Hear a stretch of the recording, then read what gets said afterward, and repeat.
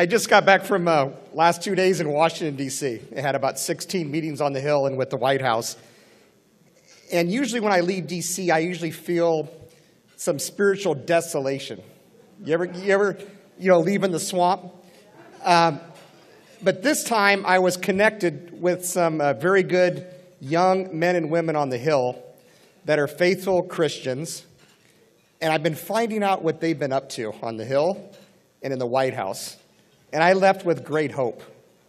No matter what we see, we have a chance to really become discouraged. Would you agree? We see these bills, and we see, the defunding of Planned Parenthood not going through in a lot of cases. We just see a lot of different things that can get us down. But I just want to give you guys a little bit of inspiration tonight when it comes to D.C. There's some very good people working behind the scenes.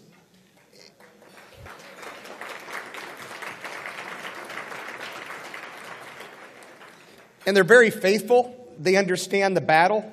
They understand between good and evil.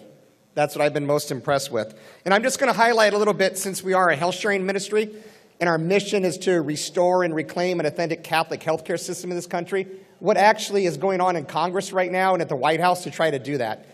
Did you see the Wall Street Journal article today about how the Trump administration, this proposed rule, wants prices that are usually private? When the hospital in negotiations with an insurance company, they want to make those public again.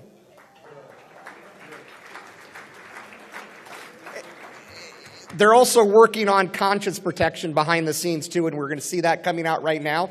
There's an incredible rule that's coming out on health reimbursement accounts, and I think we found a very creative way to have a workaround the employer mandate with over 50 employees. So be praying for that for the next couple weeks. I think we have a good solution there if we can be convincing there in Congress. But I want to share something else with you, too, where we are in our battle right now for life. And when we started engaging this battle, conscious battle in healthcare about 5 years ago, to me it was amazing to see how dare a government can come up and force us to pay for things we find morally objectionable. And I said that to a senator yesterday. I said, how dare you have a bill that you passed, and I have to come back and beg you for you to follow and protect my constitutional rights? And so with that being said, I'm kind of reflecting about this lately, where we are in our society when it comes to health care. We have funding of abortion. We have the Hyde Amendment that's sitting there that everybody thinks is such a great idea. But to me, the Hyde Amendment falls short. Because if you look at the Hyde Amendment, and even the Pregnancy Anti-Discrimination Act, which says that health insurance plans must pay for abortion if the life of the mother is in danger. So what do you think Planned Parenthood does now? Every single abortion, the life of the mother is endangered, right? So why are we even proposing these kind of safeguards? Because there are workarounds. So in my opinion, the only way we can get around this is with HealthSharing ministries. It's the only place where we can have a reset and not be overburdened by the regulations in D.C. when it comes to health care. And if you look at it, this is a great opportunity for us as Christians to step up. And I look back at what happened in early Rome in around 200, 250 A.D. What was happening at that time? The church was booming. Why was it booming? A lot of people will say it was from the persecutions. That's a part of it. But another reason the church was really booming, in my opinion, is the plagues that were hitting Rome at the time. And so who were the only people helping those people with the plagues, risking their own lives to rescue these people so they could have a peaceful death and sometimes a good recovery? It was the church, right? The pagans were abandoning their families. So today, what I see right now in healthcare today, this is a new plague for us. And it's up to us Christians and Catholics to stand in this gap right now and to eradicate this new plague we have right now. There's so much complacency. We need to be standing in that breach to make this a reality. Is that fair to say? Yeah.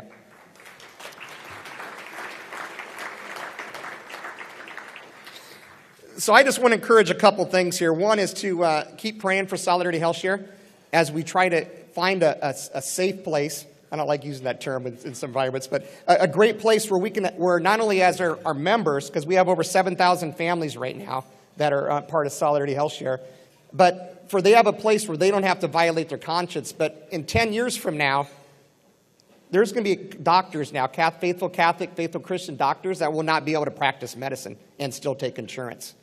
And so we're already looking at models right now. How do we protect the conscience for these physicians as well? So that's what we're up against.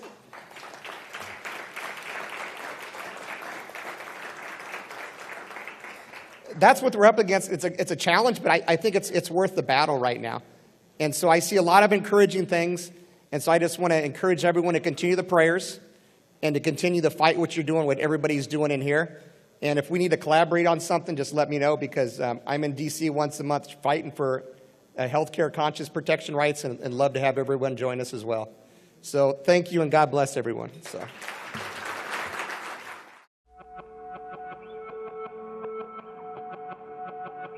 I've spent the last 15 years of my life full-time involved in the pro-life movement, from running a local pro-life organization to then starting and building 40 Days for Life into an international pro-life organization.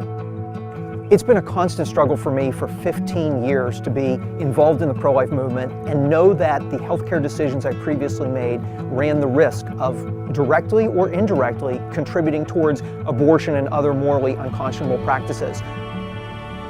We were looking for what's the best option. What is a health-sharing option that allows us to fully live our health care in alignment with our values, with our beliefs, and actually advance the pro-life cause that we believe so deeply in. And that's what we found in Solidarity.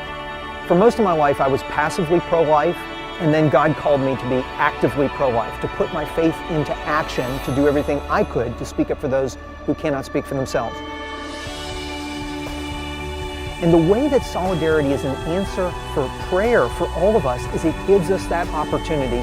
It's yet one more part of our lives, a major part, our healthcare decisions, that allows us to advance the cause of life proactively rather than sitting back and letting government institutions that are run by morally corrupt politicians make healthcare decisions for us. We can take control of our healthcare decisions through Solidarity, and we can advance the cause of life. So this is a way to go from being passively pro-life to actively pro-life in an important area of your life. Now you know that Solidarity HealthShare gives us an option to fully bring our faith into some of the most important decisions that we make, decisions that affect the health and well-being of our family, our loved ones, and those around us. We're creating a movement, and we're changing the face of the earth. We're advancing the cause of Christ.